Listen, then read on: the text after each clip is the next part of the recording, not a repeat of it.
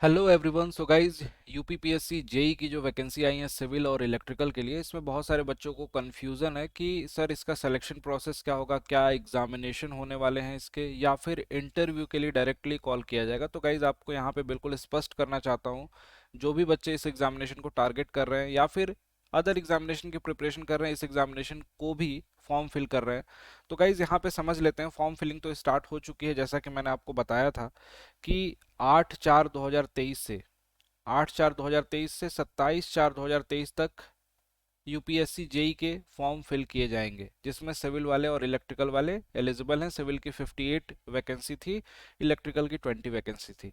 रही बात कि सर इसका सिलेक्शन का प्रोसेस क्या होगा, देखिए कुछ पॉइंट इंपॉर्टेंट है जिसको मैं आपको दिखाना चाहूंगा, जिसको आप भी देख के समझ सकते हैं कि यहाँ पे क्या क्या चीज़ें इंपॉर्टेंट है, नेसेसरी है।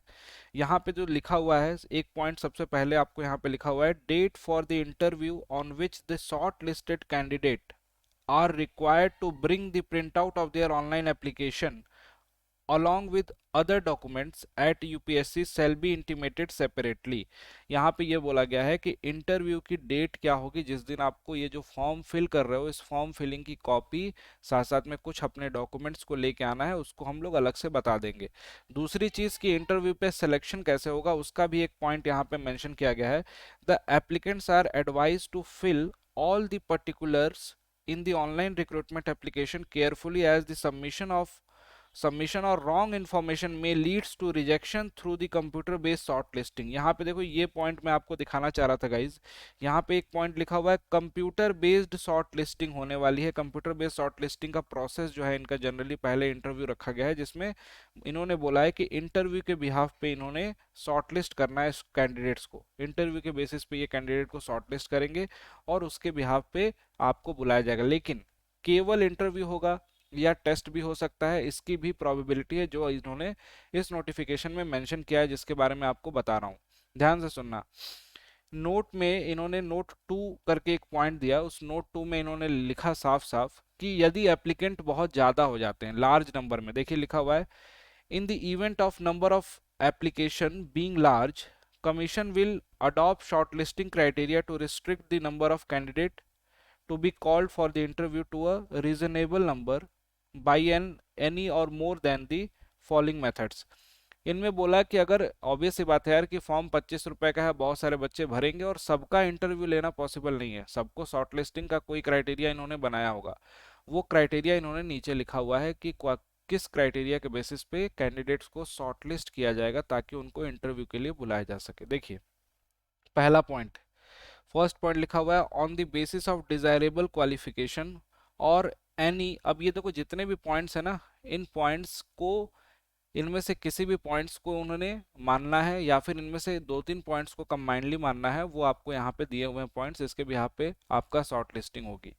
पहला लिखा हुआ है कि जो डिजायर्ड क्वालिफिकेशन है, और all the desired qualification if more than one desired qualification is prescribed. अगर किसी के पास डिजायर्ड क्वालिफिकेशन जो होनी चाहिए उसमें कुछ ज़्यादा क्वालिफिकेशन है, एक से ज़्यादा क्वालिफिकेशन है, उसको प्रेफर किया जाएगा। अगला लिखा हुआ, on the basis of higher educational qualification.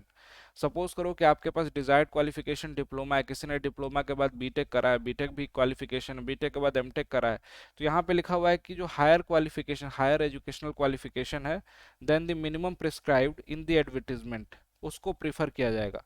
ठीक, अगर कैंडिडेट बहुत ज़्यादा हो जाते हैं तो इस तरीके से यहाँ पे प्रेफरेंस इनके चेंज होंगे। अगला लिखा हुआ, on the basis of higher experience in the relevant field then the minimum prescribed in the advertisement. अब एडवर्टीजमेंट में तो बेटा कोई भी मिनिमम एक्सपीरियंस प्रिस्क्राइब्ड है ही नहीं, तो एक्सपीरियंस की तो बात यहाँ पे खत्म हो गई। एडवर्टीजमेंट में लिखा ही नहीं है कि कोई मिनिमम एक्सपीरियंस 1 ईयर का या 2 ईयर का चाहिए, तो यहाँ पे लिखा है कि यदि एडवर्टीजमेंट में कोई मिनिमम एक्सपीरियंस लिखा हुआ है तो उसके बेसिस पे इनको शॉर्टलिस्ट करना है, किसी के पास उससे ज़्यादा होगा तो। अगला देखिए, बाय कंटिन्यूइंग एक्सपीरियंस बिफोर और after acquisition of the essential qualification, by counting the experience before और after the acquisition of the essential, essential qualification के बाद या पहले कुछ एक्सपीरियंस है तो उसको भी काउंट कर लेंगे ये। अगला लिखा हुआ है, by invoking experience even in case where there is no experience mentioned either as essential qualification और डिजायरेबल क्वालिफिकेशन। इसेंशियल और डिजायरेबल में अगर कोई एक्सपीरियंस नहीं मेंशन है तो इस एक्सपीरियंस को हटा के वो देख लेंगे, ये भी इन्होंने मेंशन किया है। और सबसे जो लास्ट पॉइंट है, सबसे ज़्यादा इंपॉर्टेंट पॉइंट है जिसको मैं आपको दिखाना चाहूँगा, ध्यान से देखिएगा, सबसे ज़्यादा important point, by holding a recruitment test. कई लोग इसको समझ लेंगे कि केवल इंटरव्यू के बेसिस पे सिलेक्शन हो जाएगा, यहाँ पे ये भी पॉइंट मेंशन है, by holding a recruitment test, ये रिक्रूटमेंट टेस्ट भी कंडक्ट करा सकते हैं। एक रिक्रूटमेंट टेस्ट कराएंगे, लिखा हुआ है कि जनरली जो उसका वेटेज रहेगा, generally the weightage in the ratio of 75:25, 75:25 का रेशियो समझ रहे हैं किसका है ये?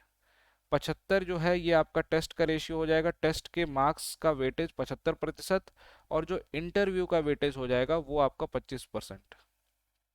ठीक है, in accordance for the marks in recruitment test and marks in the interview determining the final merit. अब यहाँ पे क्लियरली लिख दिया है कि रिक्रूटमेंट टेस्ट और marks in interview in determining the final merit list. Final merit list बनाने के लिए, शॉर्ट लिस्ट करने के लिए वो ये कदम भी उठा सकते हैं जिसमें आपके रिक्रूटमेंट टेस्ट को इंक्लूड किया गया है। तो जो भी बच्चे ये सोच रहे हैं कि केवल इंटरव्यू होगा, सिलेक्शन हो जाएगा, कॉल आएगी नहीं आएगी वो डिपेंड करता है, तो यहाँ पे मान के चलना कि बच्चे ज़्यादा फॉर्म फिल करेंगे तो यहाँ पे आपका रिक्रूटमेंट टेस्ट भी लिया जा सकता है, और रिक्रूटमेंट टेस्ट होगा उसके बाद इंटरव्यू भी होना है, क्योंकि इंटरव्यू तो हर हालत में होना है। यहाँ पे इस हालत में भी लिखा हुआ है कि 75:25 यानी कि 25% का इंटरव्यू का वेटेज यहाँ भी आपका रहने वाला है। तो गाइज इस एग्जामिनेशन के लिए जो भी बच्चे अच्छे से पढ़ना चाहते हैं, पढ़ रहे हैं, उनके लिए मैंने पहले ही बोला था कि चाहे इंटरव्यू की बात करें या फिर आपके टेस्ट की बात करें, जो ईएसआईसी का जेई का पहले जो पेपर हो रखा है, उस पेपर के जो सिलेबस थे उसको मैं आपको जरूर एक वीडियो में आपको दिखाऊंगा। इंटरव्यू में भी काम आएंगे वो पोर्शन, और आपके इस पर्टिकुलर टेस्ट में भी काम आएंगे, लेकिन आपको सिलेक्शन क्राइटेरिया और सिलेक्शन का प्रोसेस बिल्कुल क्लियर हो गया होगा। इन सभी पॉइंट्स को ध्यान में रखते हुए आपकी शॉर्ट लिस्टिंग की जाएगी, और शॉर्ट लिस्टिंग के बाद आपको इंटरव्यू के लिए बुलाया जाएगा। Thank you so much guys, आज की ये वीडियो अच्छी लगी हो तो जरूर लाइक करिएगा और चैनल को सब्सक्राइब करिएगा। बाकी इससे रिलेटेड जो भी ऑथेंटिक इन्फॉर्मेशन है मैं आपको सही समय पे प्रोवाइड करा दूंगा। Thank you so much.